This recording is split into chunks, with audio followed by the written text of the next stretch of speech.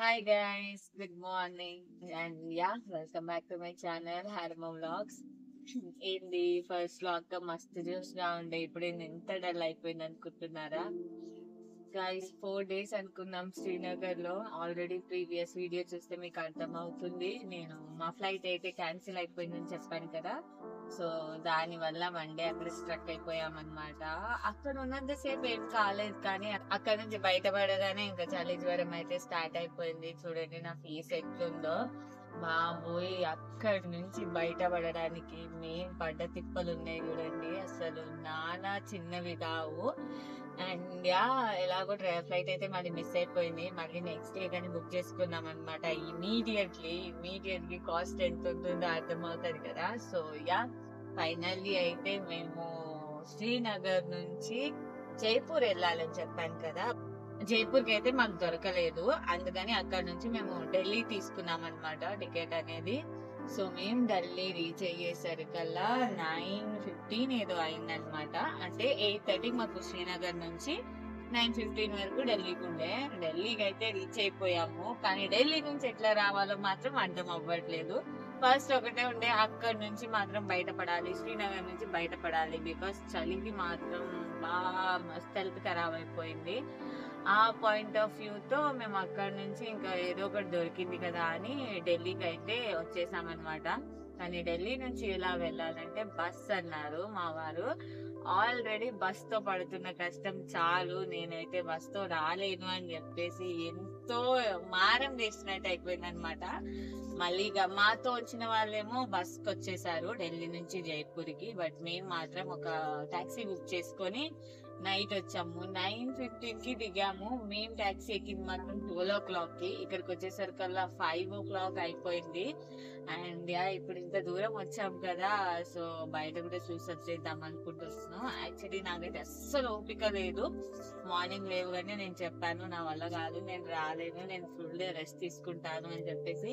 Because మళ్ళీ రేపు మాకు ఇమీడియట్ గా ఫ్రమ్ జైపూర్ నుంచి అయోధ్యకి ట్రైన్ ఉందన్నమాట. సో ఆ ట్రావెల్ చేస్తాను, చెయ్యలేను, నా వల్ల కాదు అన్నాను. కానీ ఇంకా మా వారు కూడా సర్లే రెస్ట్ తీసుకో, మనం ఫస్ట్ హెల్త్ ఇంపార్టెంట్ కదా, మళ్ళీ బాగుంటే తర్వాత కూడా వచ్చి చూడొచ్చు అన్నారు. ఇప్పుడు లేచి అయితే నేను కొంచెం ఫ్రెష్ అప్ అయ్యాను, కొంచెం ఎనర్జీ అయితే వచ్చింది. అండ్ ఇదిగో టిఫిన్ కూడా తీసుకొచ్చేసారు. ఇది తినేసి ఫ్రెష్ అప్ అయిపోయి ఒకసారి ఇక్కడ కూడా ఒక జల్ మహల్ అండ్ హవా మహల్ ఏదో ఫేమస్ అంట. సో అవి కూడా ఒకసారి కవర్ చేసేసి ఇంత దూరం వచ్చాము, ఒక చిన్న షాపింగ్ చేసుకొని అయితే వెళ్ళిపోదాం అని అనుకుంటున్నాము. 1 డేనే ఇక్కడ మేము ఉండేది. అండ్ ఫస్ట్ టైం మన ఛానల్ చూస్తున్నట్టయితే సబ్స్క్రైబ్ చేసుకోవడం మర్చిపోకండి. వీడియోని అయితే ఇంట్లో చూసి ఒక లైక్ వేసేయండి. అండ్ ఇంకా మేము మాత్రం జైపూర్ లో కొంచెం టైం స్పెండ్ చేస్తున్నా. ఆ కొంచెం టైంలో వీలైనంత వరకు అయితే నేను ఎక్స్ప్లోర్ చేయడానికి ట్రై చేస్తాను. పోహా, నీకు పోహా అండ్ హరక్ కూడా బ్రెడ్ ఆమ్లెట్. ఈ రోజు మా బ్రేక్ఫాస్ట్ ఇదే.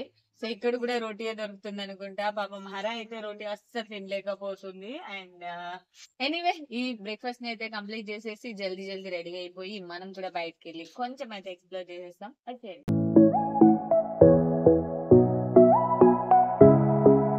శ్రీనగర్ మాత్రం చలిగా ఉండే, జైపూర్ వచ్చేసరికి వేడిగా ఉంది. మార్నింగ్ 7 o'clock నుంచే ఎండ తాకిడి అనేది బిభత్సంగా తెలుస్తుంది. ఈ ఎండలో బయటికి వెళ్తే మాడిపోయి రావడం తప్ప ఇంకేం ఉండదు. ఎలాగో ఇక్కడ మేము ఉండేది ఒకటే రోజు కాబట్టి సో చాలా తక్కువ ప్లాన్సే వేసుకున్నాము. యాజ్ మచ్ యాజ్ పాసిబుల్ వరకు అయితే కవర్ చేస్తాము, బికాస్ చాలా తక్కువ టైంలో కదా. మాతో పాటు కలిసి వచ్చిన ఫ్యామిలీస్ లో ఒక ఫ్యామిలీని పరిచయం చేశాను కదా, ఆ సిస్టర్ వాళ్ళది రాజస్థానే అనమాట.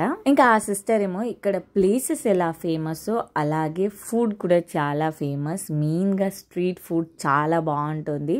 So as much as possible food అయితే ట్రై చేద్దాము అని చెప్పేసి అన్నారు. ఇంకా ఆటోస్ అయితే బుక్ చేసేసారు, రూమ్ దగ్గరికే పిలిపించారు. ఇంకా అందరం ఆ ఆటోలోనే బయలుదేరాము, పిల్లలు పెద్దలు మేము అంతా ఫ్యామిలీస్ అందులోనే పట్టాము.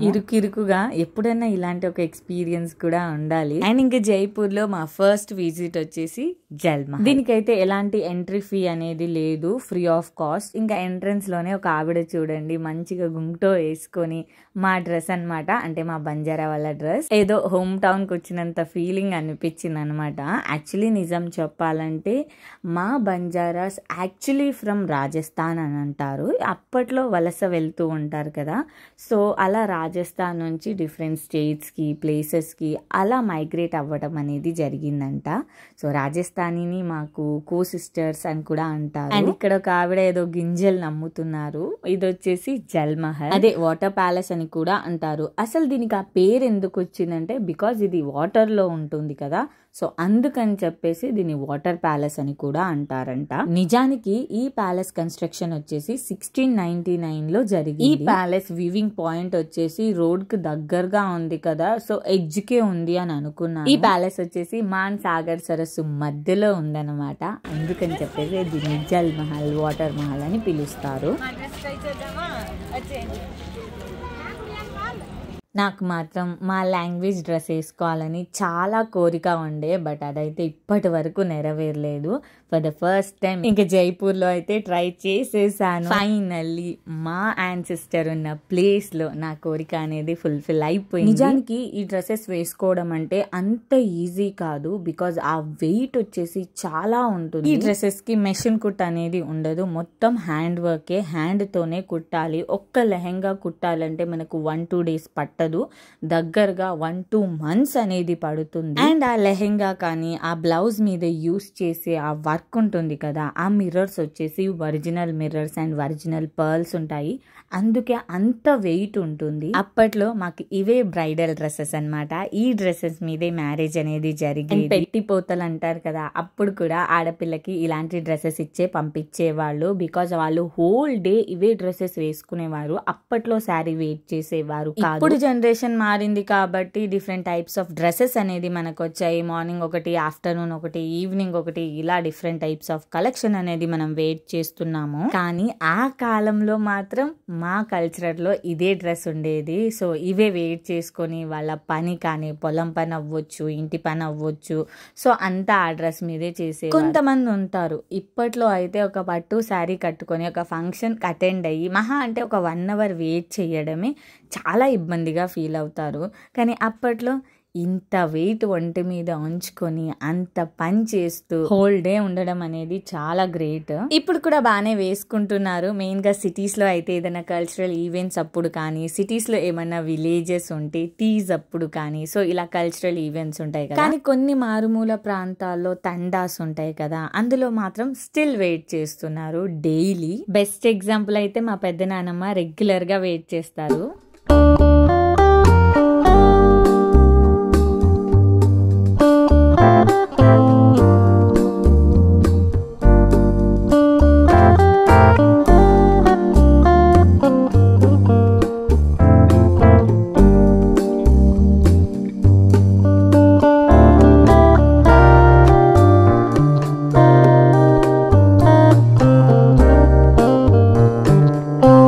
ఎలా ఉన్నాయి మా డ్రెస్సెస్?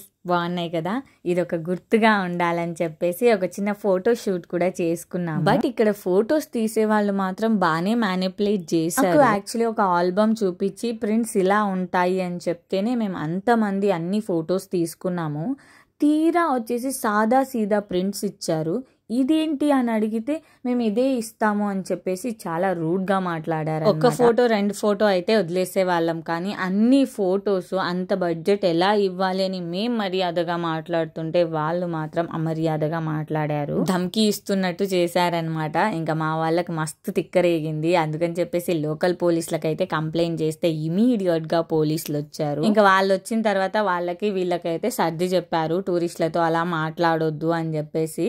అండ్ ఎంతో కొంత అయితే ఇచ్చి తీసుకెళ్ళండి అని తర్వాత చెప్తే సర్లే అని చెప్పేసి ఆ పోలీస్ వాళ్ళ మాట ప్రకారం ఆ కాపీస్ని అయితే తీసుకున్నాము. కానీ ఎంత ఈజీగా మ్యానిపులేట్ చేసేసారు తెలుసా. ఒక్క కాపీ సమ్ 50 rupees 70 rupees ఏదో అన్నారు. మేము మాత్రం దగ్గరగా 7 కాపీస్ ఏమో తీసుకున్నాము. అలా మాతో పాటు ఉన్న వాళ్ళు కూడా తీసుకున్నారు. సో అంత బడ్జెట్ అంత ఈజీగా మ్యానిపులేట్ చేయడం అనేది ఇట్స్ టూ మచ్. పైగా వాళ్ళు రూడ్గా మాట్లాడుతున్నారు. ఇదో పెద్ద సీనే క్రియేట్ చేశారు ఇక్కడ. ప్రాబ్లం అయితే సాల్వ్ అయిపోయింది. అండ్ ఇక్కడ నుంచి మేము వచ్చేసి వేరే ప్లేస్కి అయితే బయలుదేరాము. అండ్ ఆటోస్ని పిలిపించారు. ఇక్కడ అన్ని ఆటోస్ ఇలానే ఉన్నాయి. ఈ ఆటోస్ పేరు టమ్ టమ్ ఆటోస్. ఈ ఆటోల్ని నేను టీవీలో చూడడమే ఫస్ట్ టైం లైవ్ గా చూస్తున్నాను. నిజంగా నేను ఎక్కువగా ట్రావెల్ చేయను కాబట్టి నాకు కొన్ని ప్లేసెస్ కొన్ని థింగ్స్ అన్ని కొత్తగా కనిపిస్తున్నాయి. సో ఇప్పుడైతే మేము ఇక్కడ నుంచి హవా మహల్ కని బయలుదేరాము. ఇదైతే దాదాపు కొద్ది దూరంలోనే ఉంది అన్నారు కానీ చాలా దూరం ఉంది. ఫస్ట్ అయితే అందరం ఒకే ఆటోలో వచ్చాం. బట్ ఇప్పుడైతే 2 ఆటోలు తీసుకున్నాము. సో ఇదే హవా మహల్ అన్నమాట. హవా మహల్ ని ప్యాలెస్ ఆఫ్ విండ్ అని కూడా అంటారు. ఈ ప్యాలెస్ కట్టడం 1799 లో జరిగింది. మరి కొంచెం బ్యూటిఫుల్ గా కనిపించాలని 1876 లో కాల్షియం ఆక్సైడ్ పెయింట్ తో దీన్ని పింక్ కలర్ లో మార్చారు. ఈ ప్యాలెస్ లో ఎక్కువగా విండోసే ఉంటాయి. అండ్ ఇది 5 ఫ్లోర్స్ ఉంటుంది. పైన షేప్ చూడండి, ఏదో కిరీటం లాగా. స్ట్రక్చర్ ఆఫ్ మహల్ అయితే చాలా బాగుంది. ఎందుకంటే పబ్లిక్ ఎక్కువగా అట్రాక్ట్ అయ్యేది ఈ స్ట్రక్చర్. అంత ఓపెన్ స్పేస్, అన్ని విండోస్ ఉన్నప్పుడు చాలా ఈజీగా విండ్ అనేది ఫ్లో అవుతుంది. అందుకే దీన్ని విండ్ ఆఫ్ ప్యాలెస్ గా కూడా పిలుస్తారు. పైన టాప్ కి వెళ్ళి చూస్తే మొత్తం జైపూర్ అంతా వ్యూ చాలా బాగా కనిపిస్తుందండి. ఇంకా మా వాళ్ళైతే రండి పైకి వెళ్ళి చూద్దామని తీసుకెళ్ళారు. ఈ పనుల్లో మీరుండండి, నా పనిలో నేను ఉంటాను అని చెప్పేసి ఇక్కడ మంచిగా అక్కడ వుడెన్ టాయ్స్ ఉంటాయి, వాటితో ఆడుకుంటుంది.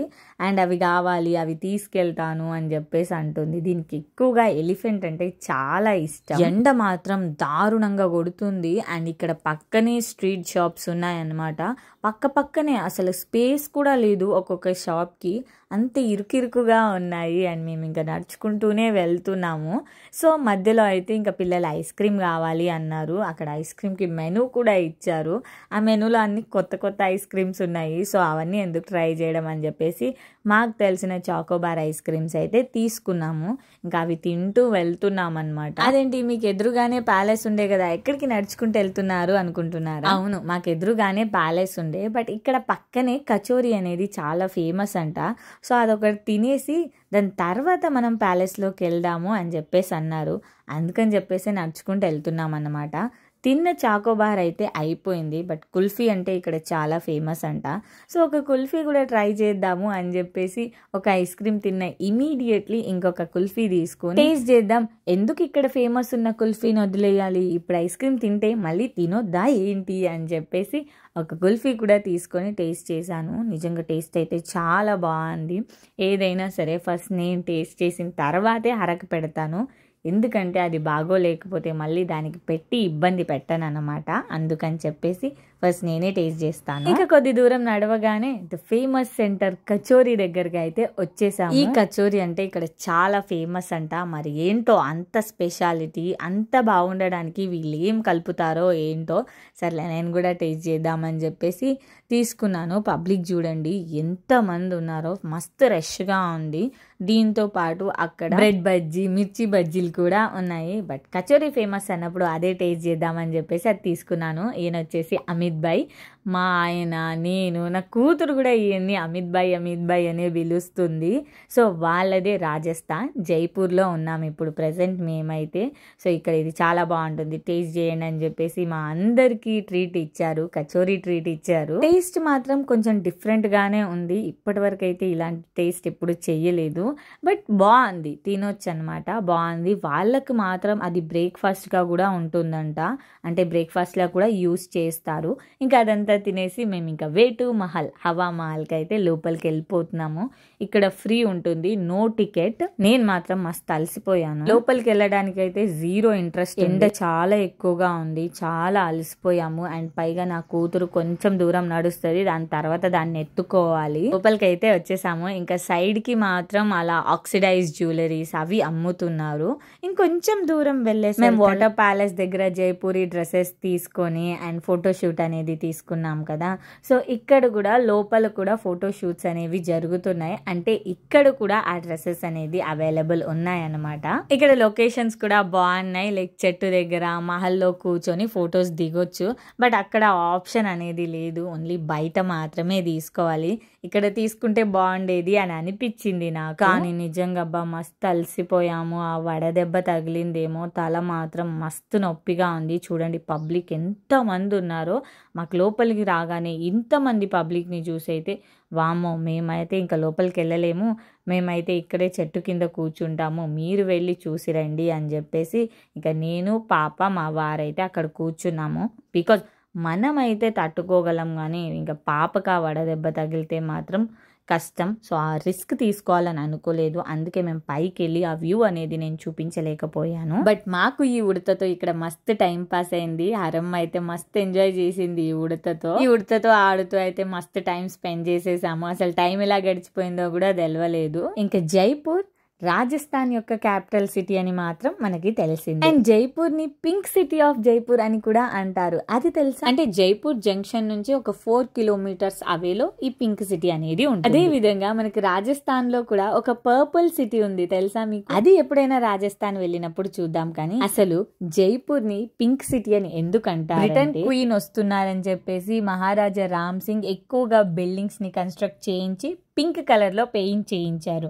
ఇందులో పర్టికులర్ గా పింక్ శాండ్ స్టోన్ ని యూజ్ చేశారనమాట ఈ కన్స్ట్రక్షన్. అదొక రాయల్ లుక్ ని ఎన్హాన్స్ చేసింది. ఇంకా అప్పటి నుంచి పింక్ సిటీ జైపూర్ అని నేమ్ వచ్చిందనమాట. ఈ వేడికి నా తల మాత్రం పగిలిపోతుంది. ఇంకా మా వాళ్ళు ఇంత దూరం వచ్చాక మనం గోల్గప్ప తినకపోతే ఎలా అని చెప్పేసి అన్నారు. అందుకని చెప్పేసి ఇందిరా బజార్ కని వెళ్ళాము. సో మీరు ఇక్కడ గమనించారా, ఎక్కువ బిల్డింగ్స్ కలర్స్ వచ్చేసి సేమ్ ఉన్నాయి. అవి యాక్చువల్లీ పింక్ అంట, బట్ అదేదో మడ్ కలర్ లో ఉంది, అంటే ఎర్రమట్టి కలర్ లో ఉందన్నమాట. అండ్ గోల్గప్ప టేస్ట్ అయితే చాలా బాగుంది. ఎక్కువ వీళ్ళ దగ్గర ఆలు దొరుకుతుంది కదా, సో ఎక్కువగా ఆలు మాత్రమే ఉంది. మన సైడ్ అయితే బఠానీ అది ఎక్కువగా ఉంటుంది అనమాట. బట్ టేస్ట్ మాత్రం బాగుంది, తినొచ్చు. ఇంకా మనం ఫైనల్లీ షాపింగ్ వచ్చేసాము.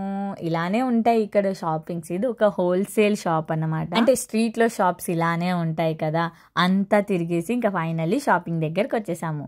ఆల్రెడీ షాల్స్ అనేవి మనం కాశ్మీర్ లో తీసుకున్నాం కదా. సో జైపూర్ లో ఏం ఫేమస్? బాందిని శారీస్ ఎక్కువ జైపూర్ లో ఫేమస్. అండ్ ఆల్రెడీ కొన్ని షాప్స్ లో కూడా చూసాను, అవేవో మహారాణి శారీస్ అంట, చాలా బాగుండే. ఆ కాలంలో మహారాణీస్ వాళ్ళు వేర్ చేసేవారంట. అలా ఏదైనా కొత్త కలెక్షన్ ఉంటే తీసుకుందామని ఆగాను. అదేంటి సిస్టర్ ఎక్కడికి వెళ్ళినా షాపింగే చేస్తారా అంటే నాకు అదొక పిచ్చి. ఎక్కడికి వెళ్ళినా ఏదైనా గుర్తుగా తీసుకురావాలని ఇష్టం అన్నమాట. అదొక మెమరీలా. అందుకని చెప్పేసి నేను ఒక 3 శారీస్ అయితే తీసుకున్నాను. హోల్సేల్ కాబట్టి ఓకే, బడ్జెట్లోనే వచ్చింది. నేను ఎక్స్పెక్ట్ చేసినంత ప్రైస్ అయితే లేదు. హవా మహల్ దగ్గర ఉన్న షాప్లలో అయితే డబల్ ట్రిబుల్ ఉండే ప్రైజెస్, బట్ ఇక్కడ మాత్రం తక్కువలోనే వచ్చేసింది. ఇంకా మేము షాపింగ్ చేసుకొని వెళ్తూ ఉండగా ఇక్కడ ఒక ఊరేగింపు అనేది జరుగుతుందన్నమాట. అంటే సింధ్ వాళ్ళ ఫెస్టివల్ అంట. అండ్ ఆ రోజే అక్కడ నవరాత్రిస్ కూడా స్టార్ట్. ఈ సెలబ్రేషన్స్ అయితే చాలా గ్రాండ్ గా జరిగాయి. దాదాపు ఒక 1 అవర్ కి పైగానే మేము అక్కడ నించున్నాము. ఒక దేవుని తర్వాత ఒక దేవుని విగ్రహాల ఊరేగింపులు అనేవి జరుగుతున్నాయి అన్నమాట. అండ్ అక్కడ ఫుడ్, కూల్ డ్రింక్స్ అవి కూడా పంచి పెడుతున్నారు. లైక్ అన్నదానంలా చేస్తున్నారు అన్నమాట.